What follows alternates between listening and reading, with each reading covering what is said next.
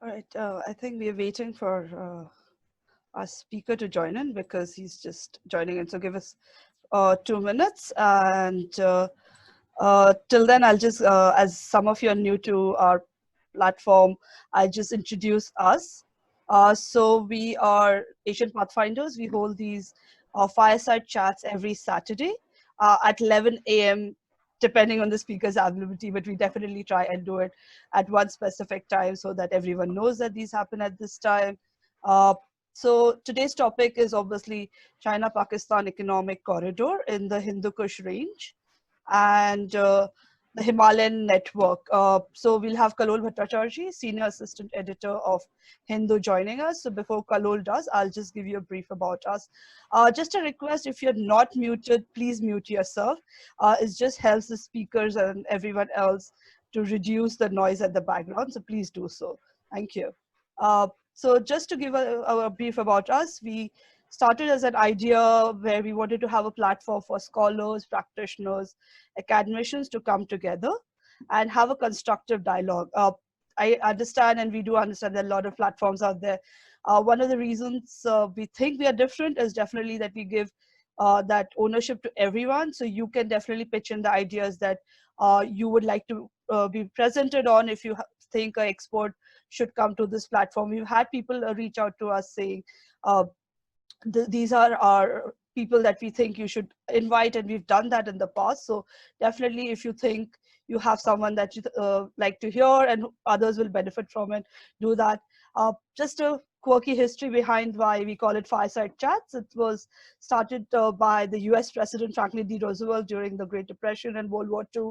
So when his press secretary was asked why is it called the Fireside Chats, because those were trying turbulent times like we are going through right now.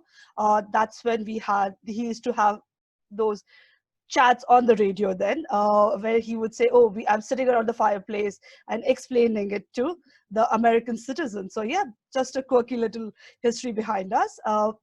As I said earlier, we aim to be an informal forum, definitely for a way to connect for peers all across the globe. And I think the internet makes it much easier for everyone to connect, whichever part of the world you're from. And again, just our guiding principles. We want to be an open, constructive forums. So we also encourage early career professionals to definitely reach out to us. We've had this in the past where someone has reached out, a more senior person in this field who presented with us, said, I like to collaborate with people. And there has been success where they have managed to have that kind of people reach out to them over LinkedIn, emails, and saying, hey, listen, I really like the topic you're working on. I like to work with you on this. So definitely do that. And next week, we actually have 2 young scholars presenting with us, which is Women and Politics in the region, the South Asian region. I think given the current times where the focus has been on Jacinda Ardern, Angela Merkel, and other women leaders in the Western world, as we call it, have had that. So we thought these young scholars, Sugandha and Akhil, are working on giving a focus on women in politics in the South Asian region, be it at the local level or at the international level. So they'll be presenting. So please do join us.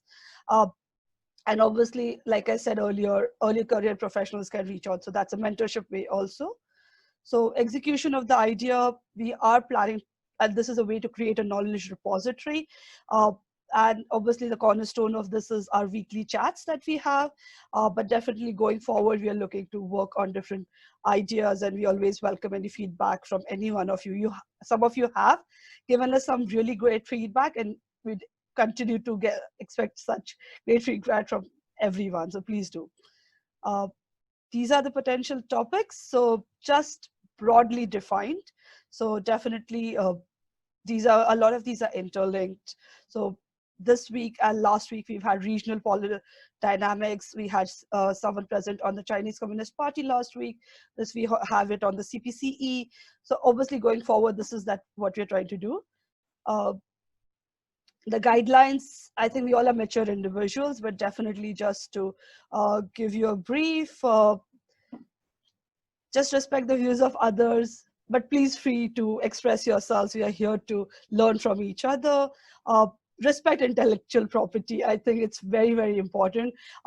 our speakers work really hard. A lot of them have papers in development, like Avinash had or Kallol has this week, but definitely, so they are working really hard on their research. And definitely, if you're going to use their material for anything, please seek their permission and obviously give them the acknowledgement that they are the ones who've done the research, definitely. And basics, let's have a constructive dialogue, refrain from very strong languages, abusive languages. Some issues can be very emotive, but it's just good to have that take a step back and just have these kind of dialogues.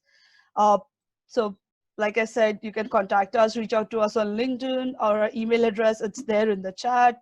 Our LinkedIn page is also there in the chat, the link for it.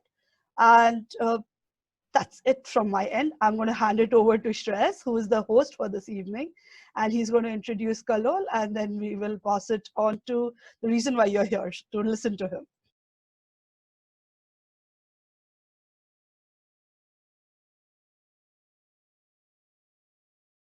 Unmute yourself, please, and introduce.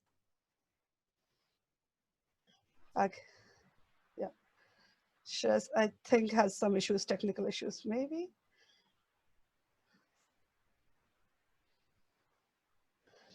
Okay, sorry. Maybe just give me a second. I think maybe I'll do the honors of introducing Kallol. And so, as I said, Kallol is a senior assistant editor at Hindu, and he has been a veteran journalist. I'll not call him a veteran because he's still a lot of years ahead of him, but he's a seasoned journalist, and he has been working in this field for more than 15 to 16 years. He's worked on the region. The South Asia region is his focus, and he has been, sorry, give me a second. So he's been working on this region, and he's written 2 books, so definitely check out his books. One is on the Baloch militant in India, and also during the Zia era and the Rajiv Gandhi dynamics to it. So do check it out, and please give me a second, and if you don't mind, I'll just, I think Kallol is having a difficulty joining in, so could you just please give me a second? I'll just check out what the issue is, please. Thank you.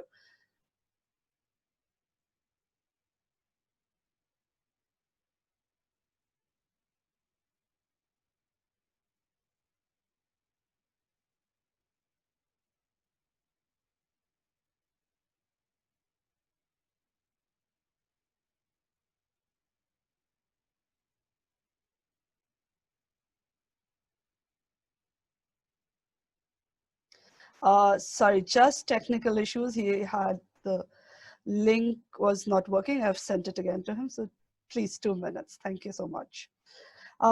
Anyone wants to have, this is, like I said, this is an open forum. So anyone wants to make a comment till we have Kallol with us, please do so.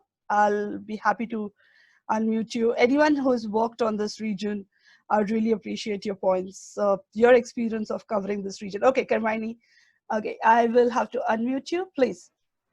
Yeah, so I won't claim to be a great expert, but I have done my research on, the India-China border dispute. And other than that, I have also studied at some length the issue of the Baloch insurgency and the self-determination movement there, and how there, the CPEC or Chinese investment or Chinese involvement is seen as, an interference in Baloch sovereignty.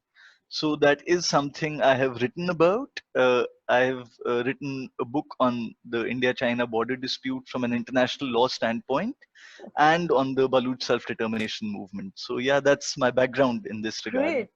I think Kallol, you do have someone else. We have Kallol also in the house, but Karmani would definitely Great. love to get your questions and comments in the Q&A section. So just to give you guys a brief, Kallol has joined us. So sorry, technology issues, but yeah, Kallol has joined us, and he's going to speak for about 25-30 minutes depending on his work.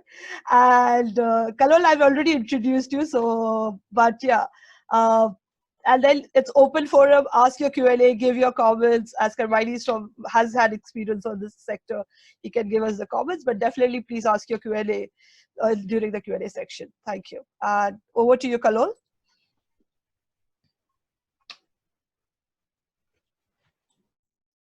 Can you hear me? Yes, we can hear you. Thank you so much. Yeah. All right, thanks. So at the outset, a big thank you for this initiative by Asian Pathfinders, and for this, this particular juncture in history is very unique, since we can get to speak about CPEC, Ladakh, Kashmir, and the Hindukush Himalayan Network. For my study here, I have tried to look at HHN, or Hindukush Himalayan Network, from the point of view of the current set of developments that are happening all around India. HHN is also used for studying various other things. It's used for studying natural resources, water management, climate change, and many other environment-related issues. But I'm trying to use it also to understand and connect various developments that are happening, starting from the Hindukush belt in, I would say, in Afghanistan, Pakistan, and the Nepal developments, as well as the development, obviously, in Ladakh and Jammu and Kashmir, which also has its extended section in Bhutan and the Eastern Himalayas, and of course in Bangladesh. But then those sections, thankfully, are so far not really activated. What we have at present is that the development starting with the inception of CPEC till the Ladakh confrontation, as we are currently witnessing. These are a continuum. And to that, we have the extended scenario of the Lipulekh-Kalapani dispute with Nepal and China's obvious involvement with that. So I would begin by pointing out that the China-Pakistan economic corridor, stretching from Gwadar port to Kashgar, the showpiece of China's global ambition, is facing its first big test since it was conceived in the immediate post-9/11 years. The economic corridor, which is aimed at transforming the Western Chinese region as well as Pakistan, was planned at a time when the United States was supreme in South Asia. The display of this overwhelming US power was visible before us as the war on terror. And it was during this time that this particular strategic opportunity was discovered by the Chinese, and they exploited their opportunity with through their friendship with Pakistan. And without much resistance, CPEC was born.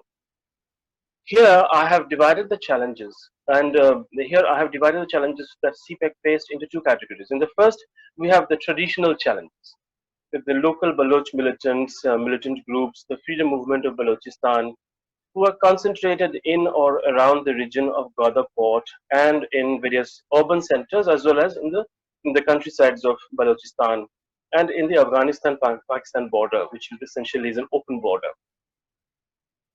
These formed the traditional and more or less the predicted kind of threats that CPEC faced at its original, the moment of origin.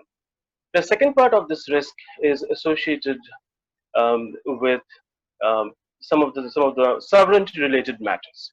Now, I would say that this was the original sin of the project. It was also the original weakness of the project. That India obviously was one of the major factors in the region at that time, but yet the Chinese authorities went ahead and implemented the CPEC.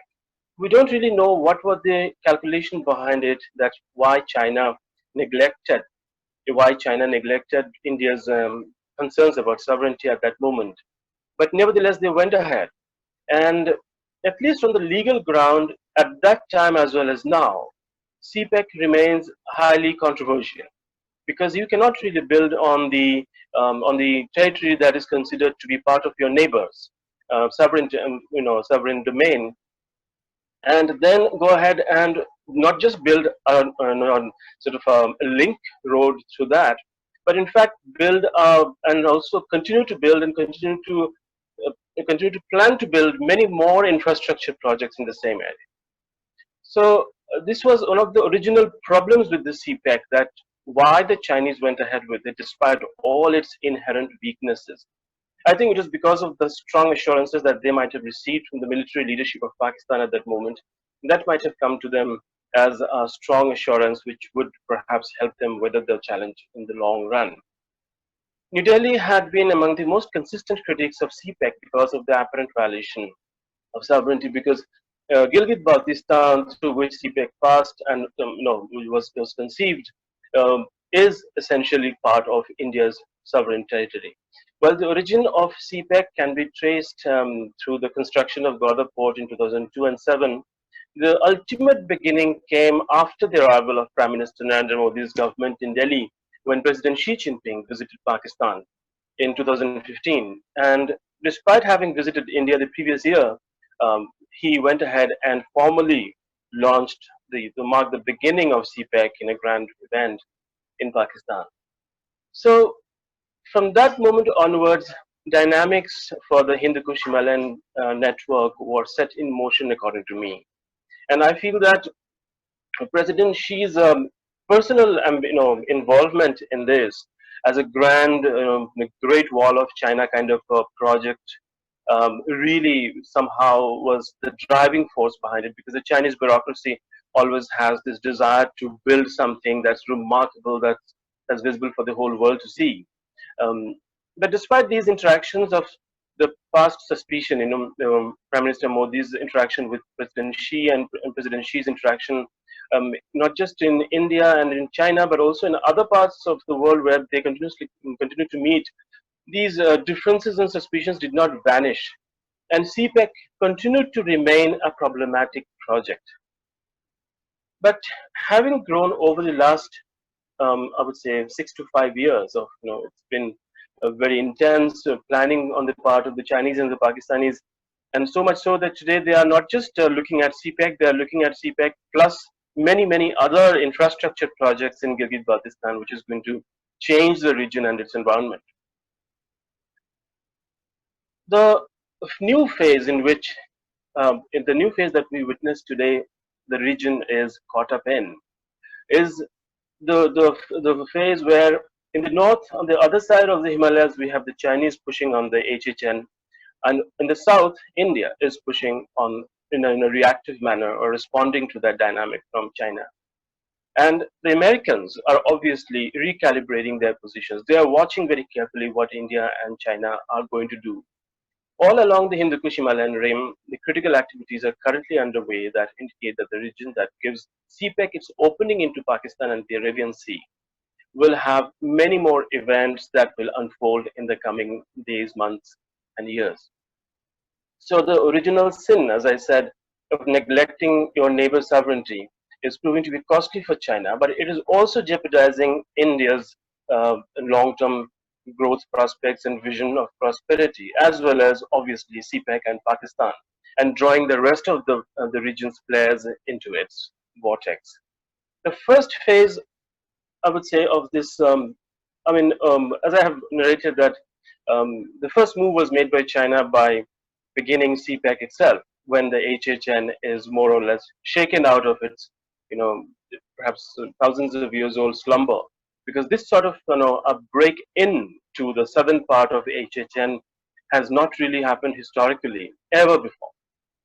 I mean, one can go and look at the Silk Route projects and etc. of the past, but then they were not really comparable to what the Chinese were planning to do. The Chinese are planning to build cities, mega cities, infrastructure sectors, electricity projects, hospitals. And of course, the Gwadar is the deepest seaport in the world, with is huge potential that the Chinese are planning.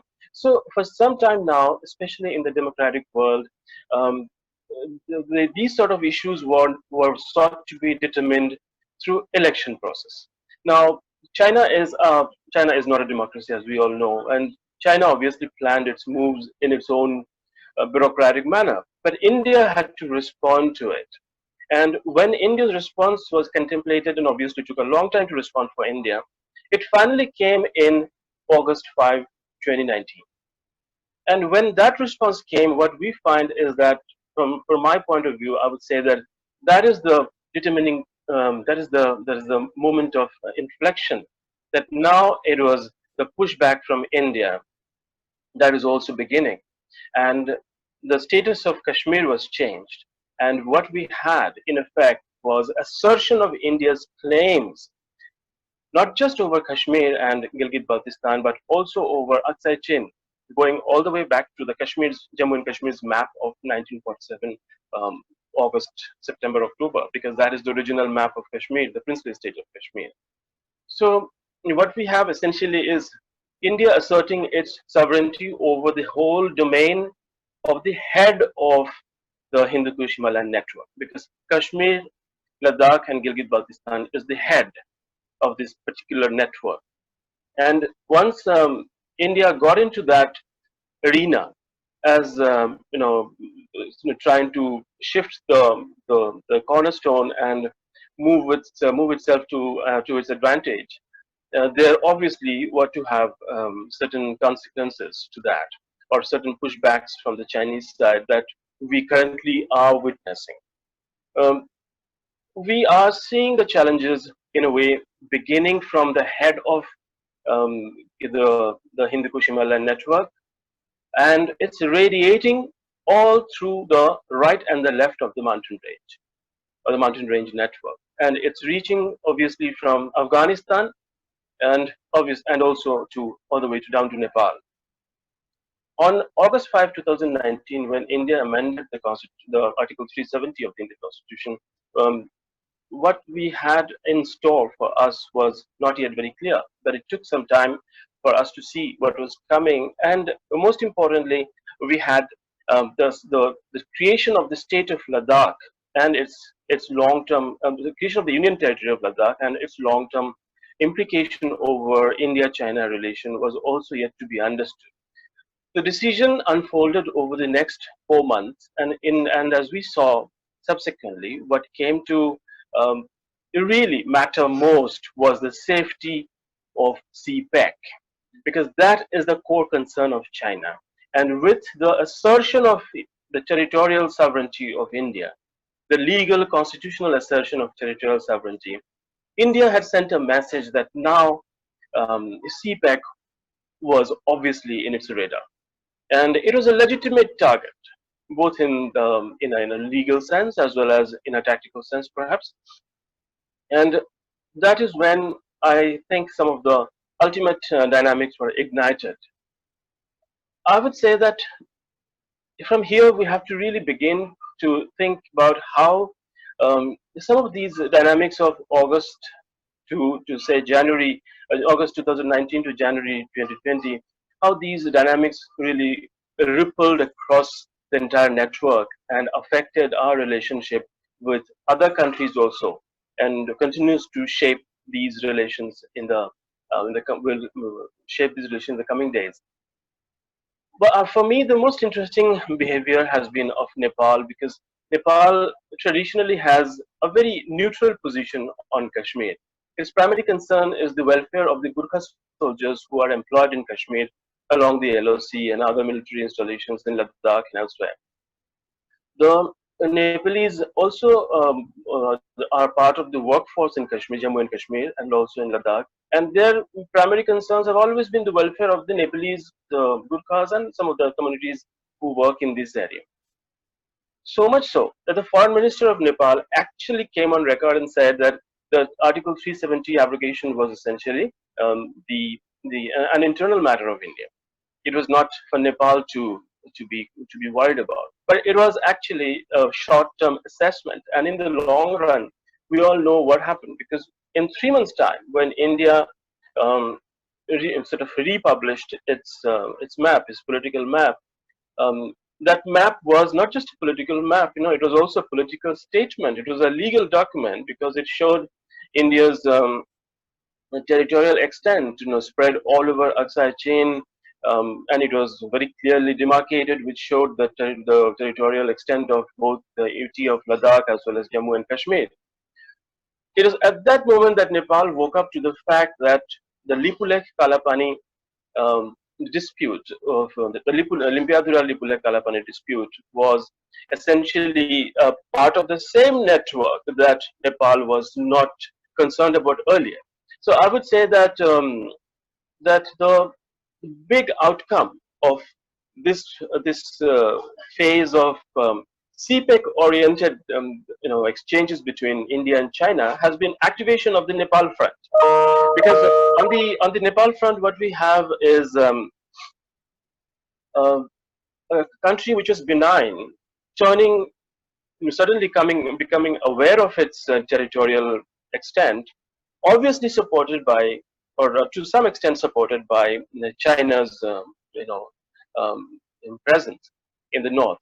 And what happens here is that for India, Nepal's this Lipulekh Pass, or rather this particular the disputed area of Kalapani Lipulekh Pass is important for India because that is one area where active combat is expected to take place in case of a conflict erupting in Ladakh, because and Lipulekh is closest to the national capital region of India. So therefore, Nepal's emotive concerns are understandable, but India's concerns about China, in case of conflict or a combat situation vis-a-vis Lipulekh Pass, is extremely strong. So therefore, the activation of the Nepal front is the other part of the Hindukush Himalayan network that I'm trying to present, because it is here that we find the most unexpected implication of the CPEC-oriented rivalry between India and China. Um, One thing that comes out after August 5 decision is that India was militarily getting ready to act possibly, or perhaps place itself in a position where it could actually act on the Karakoram Pass as well as the CPEC passing through that region. And China obviously decided to act on that. Now, this is being discussed even now. There are debates and arguments both in support and against it that perhaps China was already planning to act on the Ladakh front. But even if it was already planning, the Hindukush Himalayan network was already active for quite a long time, especially since CPEC was conceived and built and inaugurated.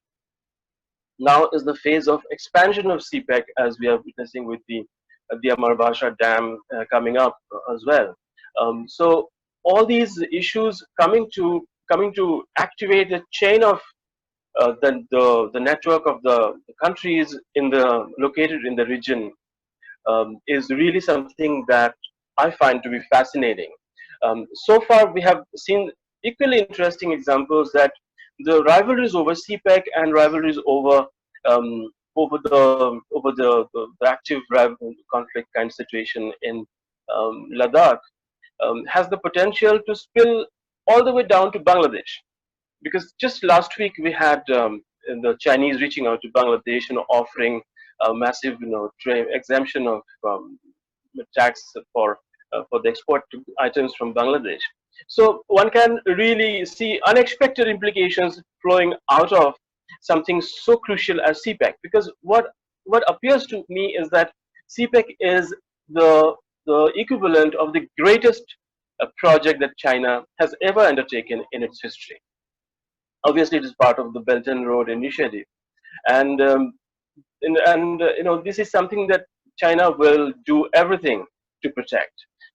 So the activation of this particular network, therefore, is of specific interest to India, as it encompasses India from all around. I mean, already the string of pearls theory has been in circulation since early 2000.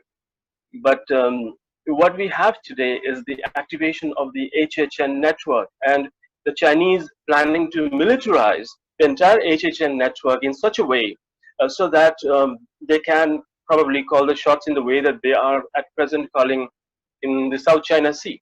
I mean, the HHN region was not militarized from the Chinese side in the extent that it is today, getting militarized by China, especially as we can see in our satellite images.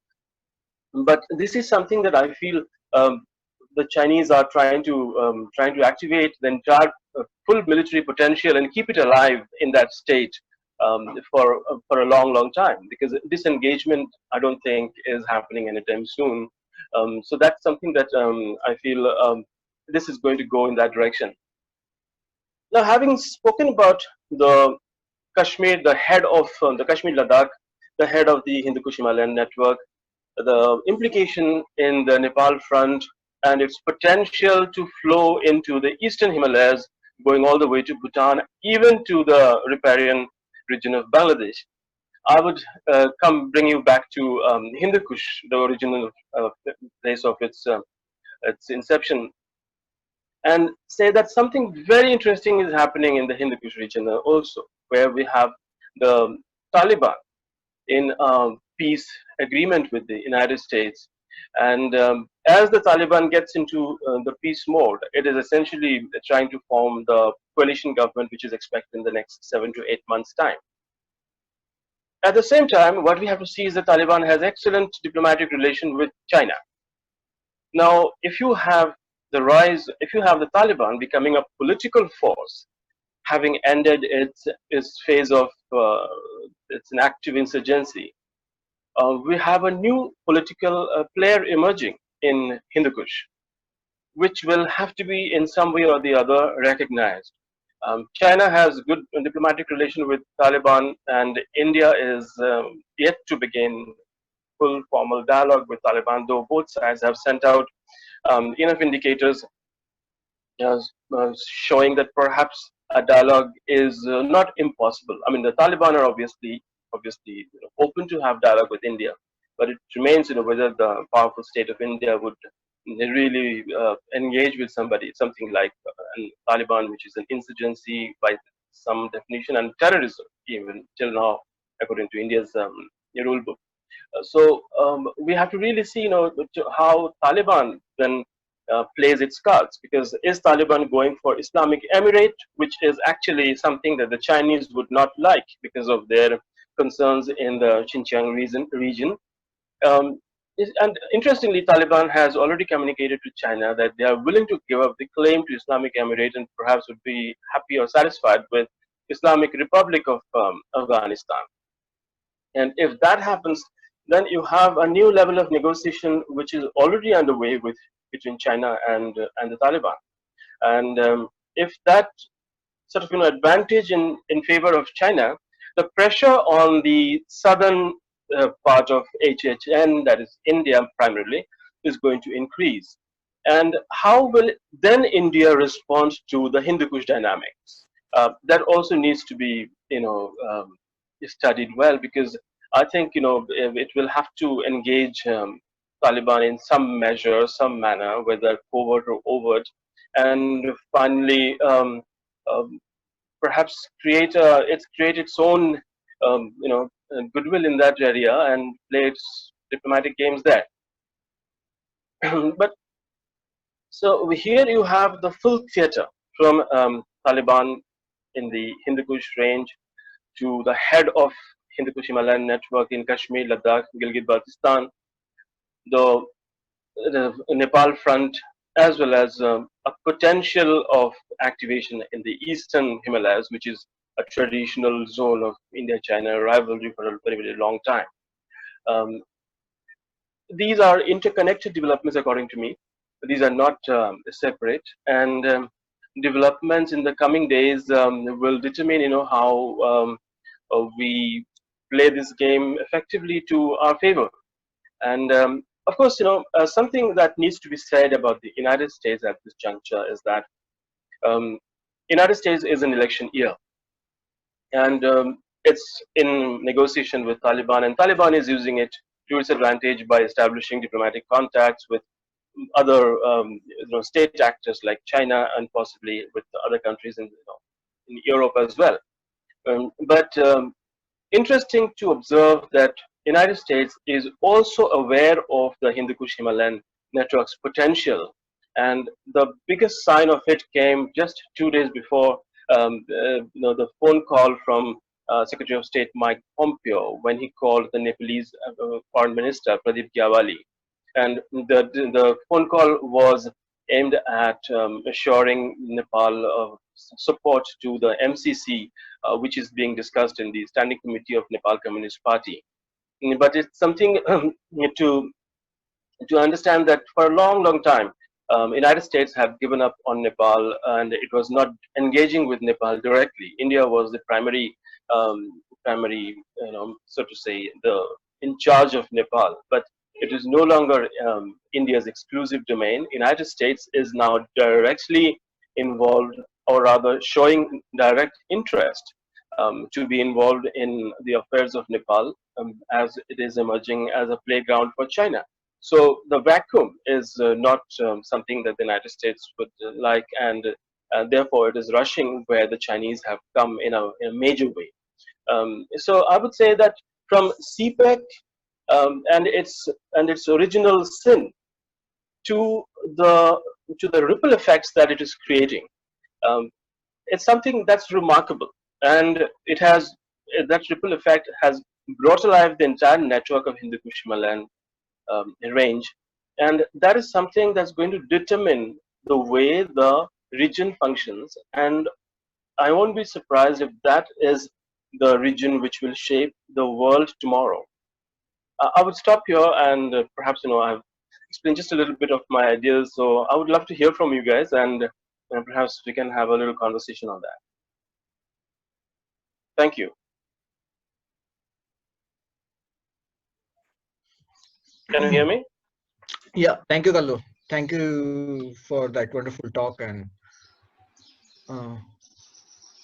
uh, it was interesting to know, and you have connected all the dots which were missing in the CPEC, Bangladesh, Nepal, and all the Chinese developments which are happening. So I'm also looking at CPEC since last few years, and it was interesting to learn these connecting dots. But as a host, I have few questions for you. That there are two streams of thoughts we can see here, particularly in India. So there are researchers which see CPC as a failed project because they think Pakistan's inherent fault lines make CPC fail because of the corruption, the political instability, no democracy, and many other things. But there are few such like you, and I also think it's a strategic project, as you said, that it is going to be something and it will impact India's growth also in near future. So you have explained very well right now how it is important, how it's going to be important for India, and how it will bring pressure in the Karakoram area for India in near future. But how do you see the other side when the researchers are saying that it will fail because of the inherent fault lines in Pakistan, because it's never been stable. Economically, it Yeah, is degrading right now every other yeah, day. yeah, Ec- uh, terrorism issue is still prevalent in Pakistan. As you yeah. mentioned about the security of CPEC, they have raised almost, I think, 2 brigades to secure CPEC, particularly in. So I just want to know your thoughts on that. Thank you. You see, for CPEC, the argument of its failure or ultimate failure has always been there. I mean, today we are in 2020, and CPEC has, somehow the Chinese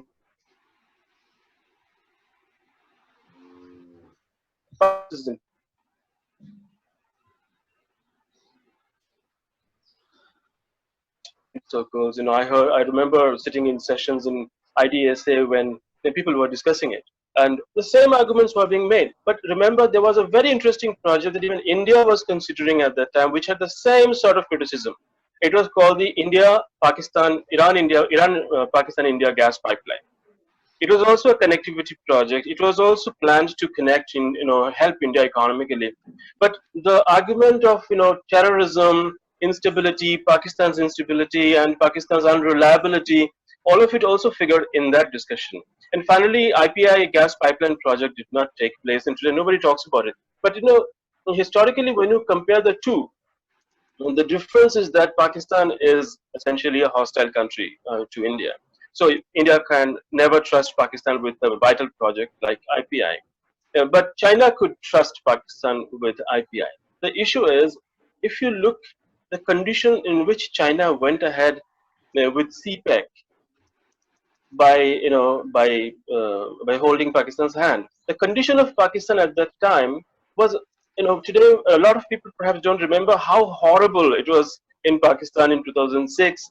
7 and 8, I mean, Pakistan was literally falling apart. I mean, I remember there used to be bomb blasts every other day, and a lot of people, dying everywhere. There was a Lal Masjid incident, as you remember that, even Islamabad was shaking. It was falling apart. And finally, in December 2007, we had the assassination of Benazir Bhutto herself. So it was a kind of topsy-turvy moment for the country, and I think Pakistan more or less collapsed in those 3, 4, 5 years after 9/11. Yet they went ahead and invested so much with that project. So it shows that China more or less threw a lifeline to Pakistan and earned Pakistan states. Ultimately, Pakistan means the Pakistan military's gratitude. Essentially, when the military says thank you, it really means that Pakistan military is saying that they are going to go the whole distance for this. So I think it was because of that support from China, not in the form of just CPEC, but in the form of China's expression of trust in, because it's almost 45 years old, even in 2007.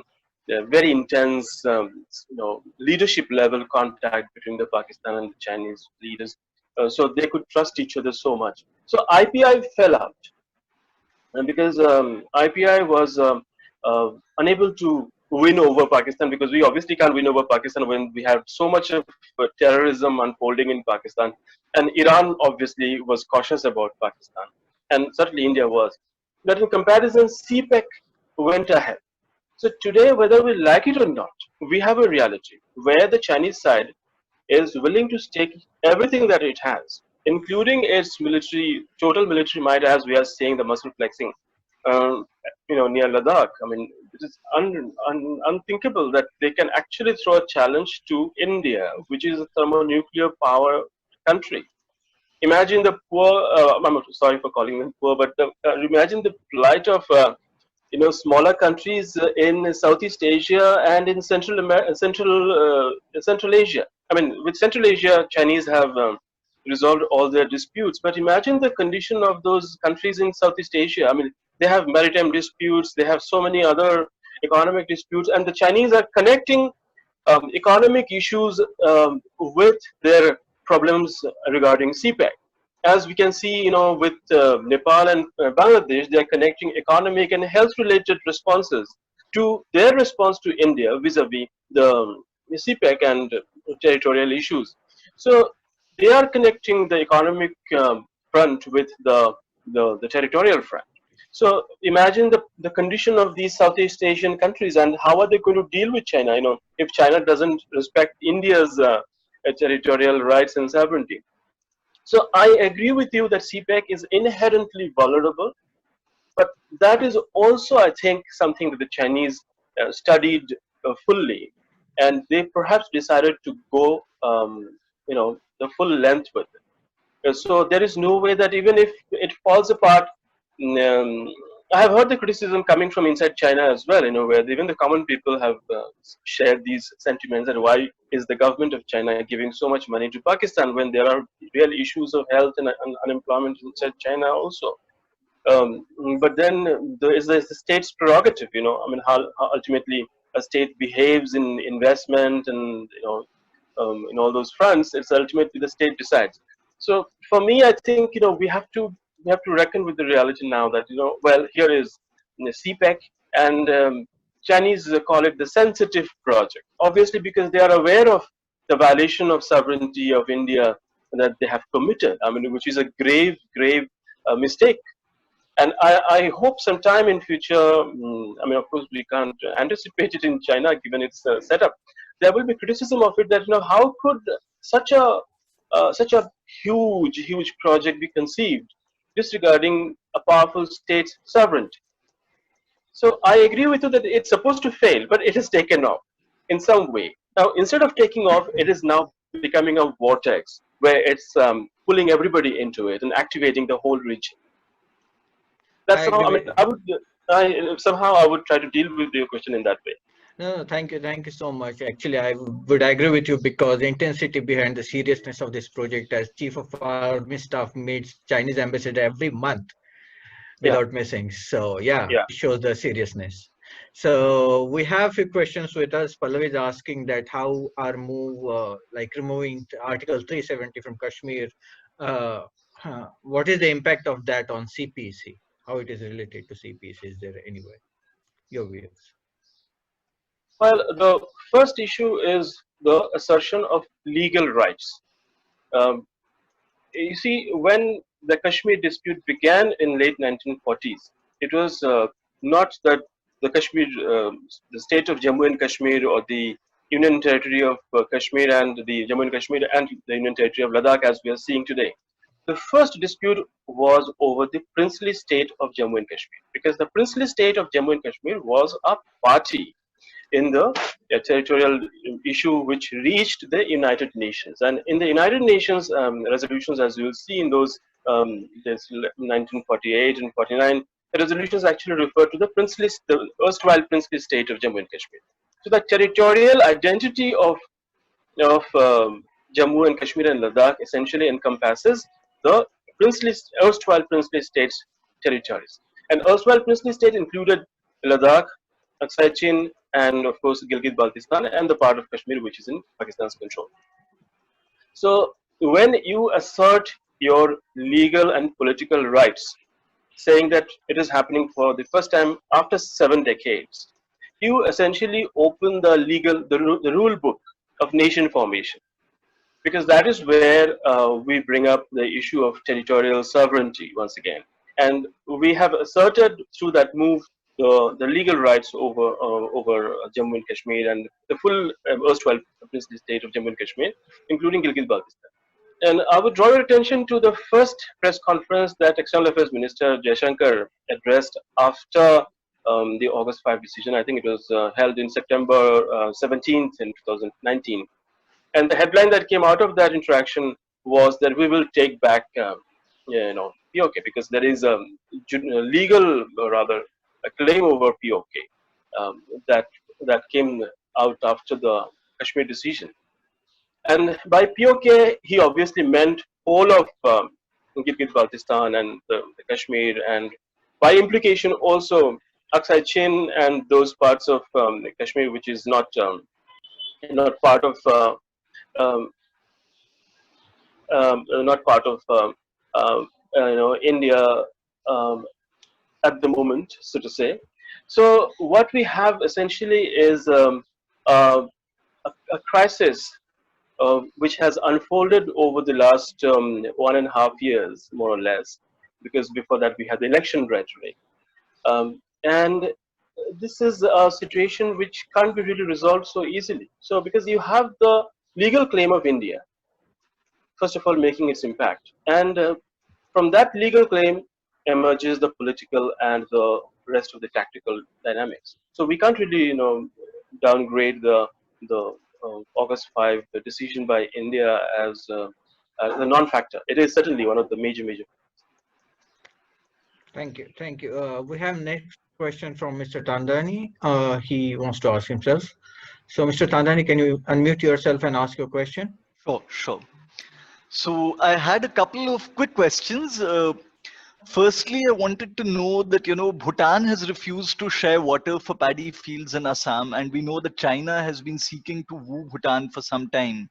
So do you relate that also to the current situation? Like with Nepal, the link is obvious, but do you think the dynamics are changing slightly with Bhutan? Even during the Doklam standoff, Bhutan's stand was not clearly, in line with India's. They were more like, yes, it is an issue with our sovereignty, but we'll talk to the Chinese directly. Thank you, India, for your support, but not exactly taking India's line as they usually have. So do you see some change with respect to Bhutan? That was my first question. Well, if you look at Bhutan's behavior, you will see the first thing that stands out is caution. Uh-huh.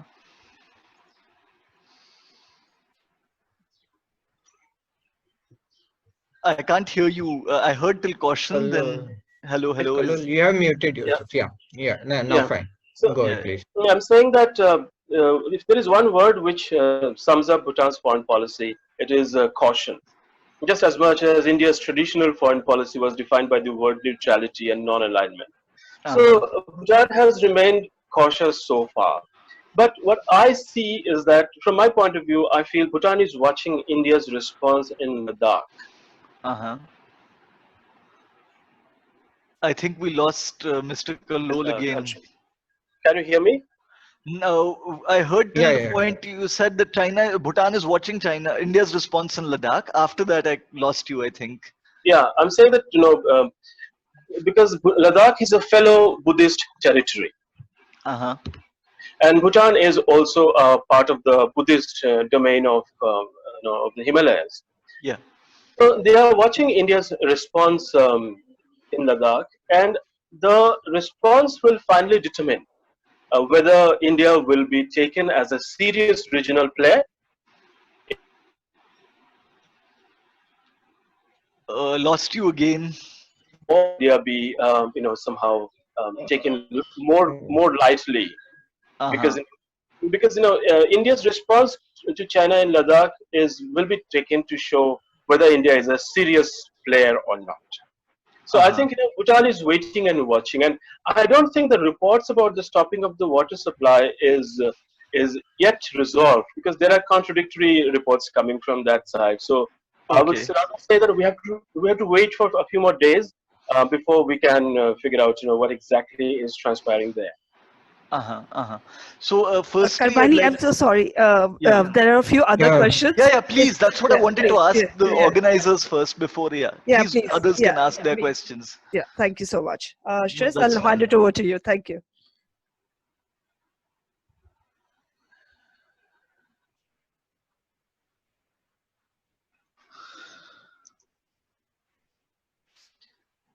Can you hear me?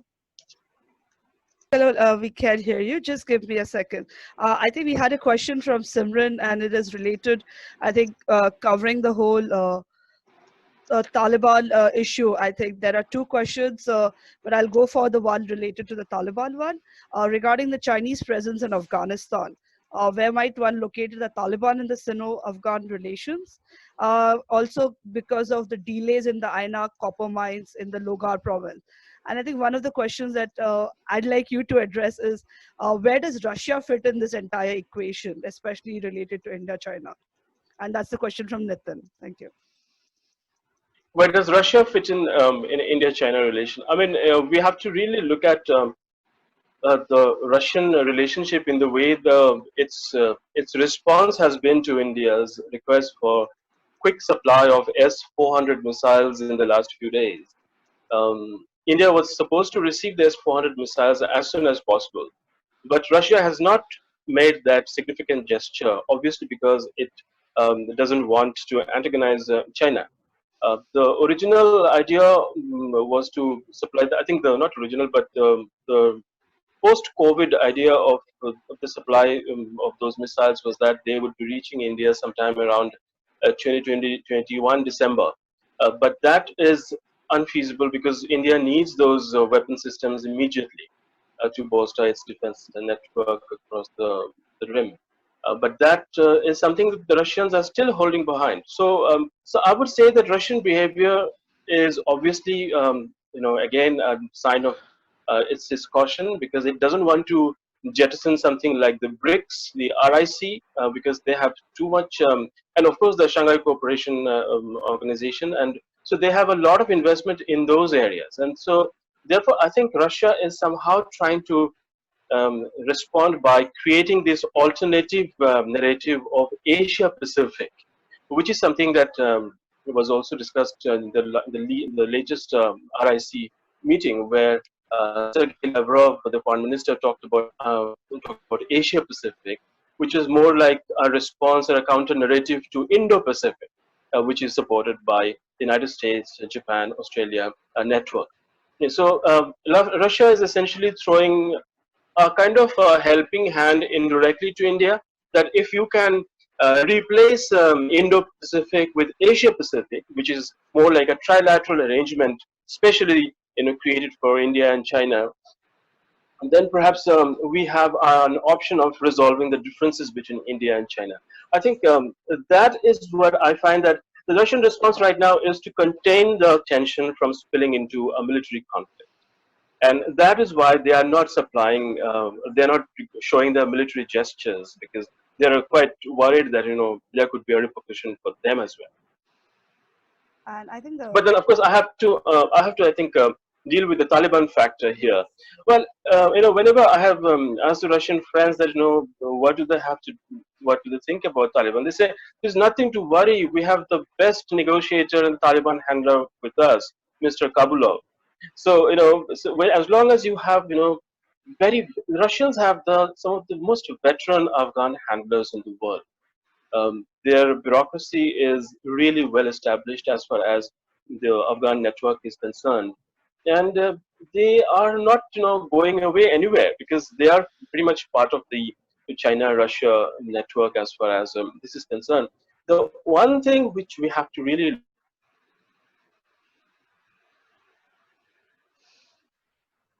the so-called strategic assets.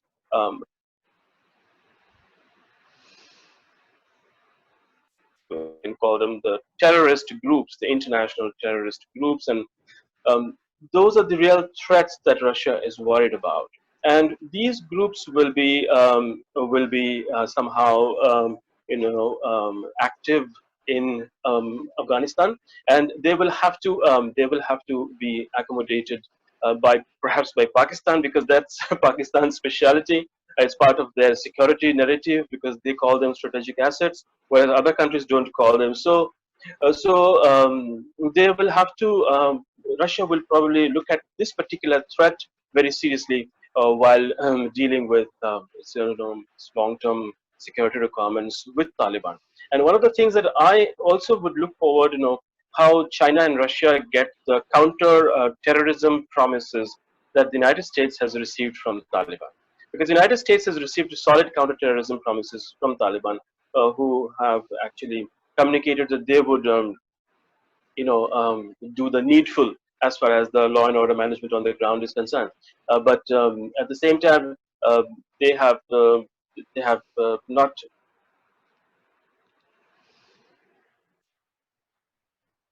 China are concerned. And that is more or less being routed through Pakistan, because Pakistan is one of the key handlers for this particular counterterrorism promise from Taliban for Russian and Chinese requirements. So let's see, how the promise of counterterrorism from Taliban, from Russia and China unfolds in the coming months, because ultimately it will determine whether these international terror groups that are currently parked in the easternmost part of Afghanistan, how they finally operate.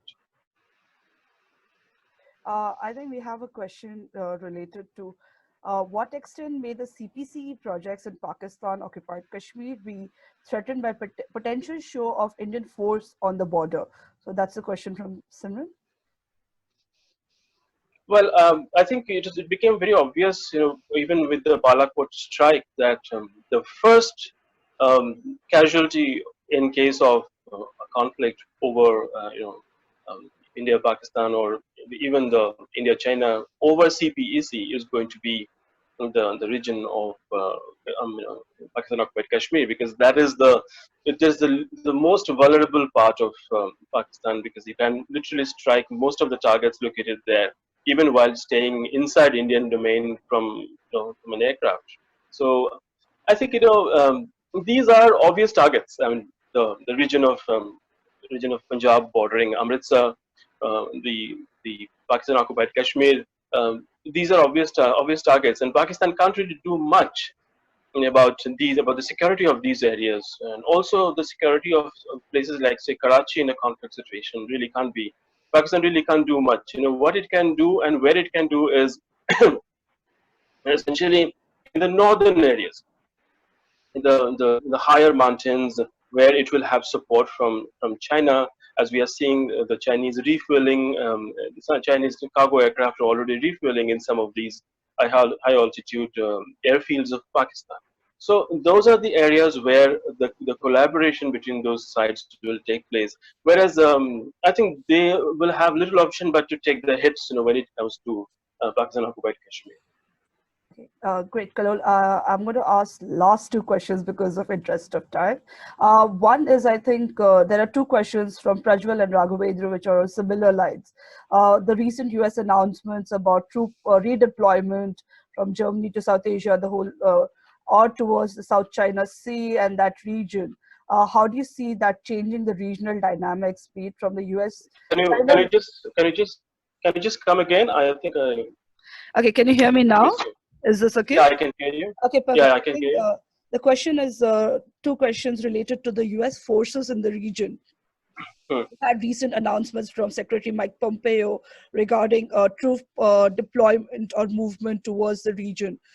So how do you see that changing US-China relations and also overall in the whole Asia-Pacific region, specifically for South Asia? Well, it's obviously aimed at the Indo-Pacific collaboration, which has unfolded for some time. But there are already two opinions to it. I mean, this morning we saw Ambassador Gautam Bambawale describing it as a response, kind of, display of support for India in the ongoing tension in Ladakh. On the other hand, some of the experts are saying that it is not a response. United States would not like to send out that message at all. I think it is true that United States is a global power, so its concerns are also of a different order. As long as you have a powerful state in India with its territorial disputes, whether with China or with Pakistan and other countries, India is in a position to defend its land borders. What the regional powers are not so capable of is the defense of the maritime boundaries, and that is where the US presence becomes more necessary, especially if the Chinese are already showing that they have no problem in connecting the economic side with the territorial side. And so in case of an active hostility erupting in some part of the entire Chinese border network, I think the Chinese forces are going to become very aggressive as far as South China Sea is concerned. So the U.S. presence is mainly looking at the South China Sea, because the weakest part of the weakest cluster of countries in the periphery of India is in Southeast Asia. Countries that have had decades of civil war and now somehow coming out of it, like Vietnam, Cambodia, Laos. These are the countries that United States will have to help first in an active, hot, more or less semi-global kind of a conflict. I think the land, given the land aspect of India-China dispute, India is quite capable of handling the land. Um, the maritime domain will have to be dealt with somebody else, perhaps. That is something where the American presence is aimed at. That is what I feel. I mean, the Mike Pompeo's announcement perhaps can set that. All right. I think the last question, I'll give it to you from Sachin Bansod, which is looking more on the futuristic and possibly an idealistic way. Will an example of European Union rooted from post-Second World Wars initiators can be a solution to resolve problems of HHR by innovative ideas like conceptualizing Indian Indus subcontinent union in the future? Well, I think the subcontinent union is a nice idea, and this is also the I would say the inheritor of liberal internationalism, which started a century ago in Europe and in North America. Um, but again, we have to see that South Asia right now is in a phase of uh, it's in a sort of assertion of territorial extent. Whether you take small countries like Bangladesh, which just resolved its border dispute through a boundary agreement with India in 2015, or you take the ethnicity assertion in Myanmar, where they are trying to assert their identity and territoriality by throwing out even a part of their population. And lastly, and not the least, even Nepal, which is come out as complete assertive manner about its territorial identity. So after I think this heated phase is something that perhaps we have to wait and see how this particular phase unfolds before we can suggest another liberal intervention or liberal internationalism kind of a project, like a South Asian union of, or maybe a South Asian confederation of states. And I'm not even naming Pakistan in this because Pakistan, as we can see, the status of Pakistan, especially as its relation with China is concerned. I mean, it essentially is no more a kind of a free state as far as China is concerned. On anything and everything involving China, Pakistan will have to first consult China. So essentially, it's not just a kind of a regional issue at all. China will also have to have a say, and we know that China has broken the gate, crashed into the South Asian Association for Regional Cooperation (SAARC), and the biggest display was when President Ghani said we should take China on board for our COVID-19 collaboration. So China is a reality, and I would say that these liberal international ideas, of course, have a great future given the liberal foundation of India itself. But whether we can really push for it immediately, I doubt that. But after this heated period is over, perhaps we can take a fresh look at it. Thank you so much, Kallol, and I'm really sorry for anyone's question that wasn't addressed. Again, we are always short on time, and this is not the first time, so please do reach out to us. And I'm sure Kallol will be happy to take on these questions, maybe offline. Sure. Great. Thank you, everyone, again for joining for this session. Some of you have been coming regularly, some of you are new, so we do hope to see a lot more of you in the future. And Yeah. I'd really like to thank Kallol for such a great talk, a lot of insights that he shared. I'm sure it's given a lot of us food for thought. So, and I am sorry I had to hijack Shreyas's talk host because he was having network issues. So I didn't mean to do that, but yeah, network please. So great. I hope to see you next week. We have Sugandha Parmar and Akhil Neelam joining us next week on women in politics in the region, the South Asia. So as I said at the start, I think we all have spoken about Jacinda Ardern, or be it Angela Merkel, or women in the Western world and how they have been leading the COVID fight. But definitely, I would really invite everyone to hear from Sugandha and Akhil to see how women in the South Asian region, be it India, Nepal, Afghanistan, and other countries, how they are leading not just the COVID fight, but how they are being women in leadership positions. So please do join us, and thank you so much for joining us today. Thank you. Thank you so much. Thank you. Thank you, Kallol. Thank you.